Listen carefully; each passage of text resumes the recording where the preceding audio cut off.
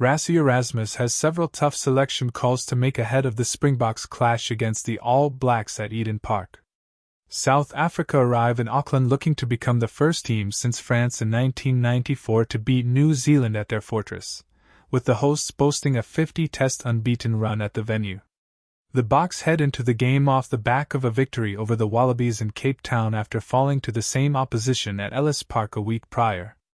Erasmus made 10 changes to his starting 15 for the second match, and with the head coach routinely opting for wholesale changes, it's difficult to predict who he will select for the Eden Park showdown. Springboks assistant coach Tony Brown stated that this is perhaps the biggest game for the team since the 2023 Rugby World Cup, so one can assume that the match day 23 that features against the All Blacks in round 3 of the Rugby Championship will essentially be what Erasmus deems to be his best squad. However, there are still some crucial selection calls he will have to make. We take a look at the 5 biggest headaches the coaching staff will be mulling over for the Boks' first visit to Eden Park since 2013. The starting tight head prop. We start off with a healthy headache in the front row, with Erasmus likely to lean on the expertise of scrum coach Don Human to steer the selection debate.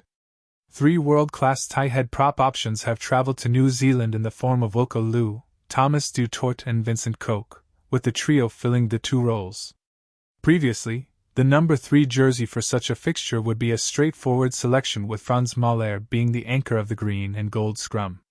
However, the double World Cup winner won't feature for South Africa this year, meaning that Erasmus has a tricky call to make.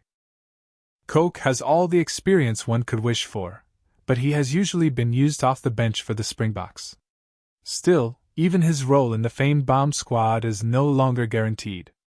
This is due to the form of the 2 other tight heads, with Louw emerging as one of the most dominant scrummagers in world rugby, while du Toit continues to prove his worth on both sides of the scrum, but has been particularly spectacular since joining Bath. Du Toit offers more mobility around the park, particularly in the carries, and while he is no slouch in the scrums, Louw is more aggressive. The former is arguably more suited for the bench role in the Boks system, but against the Wallabies in Cape Town, the latter made a telling impact off the bench, and that could be used as a benchmark for the Auckland showdown.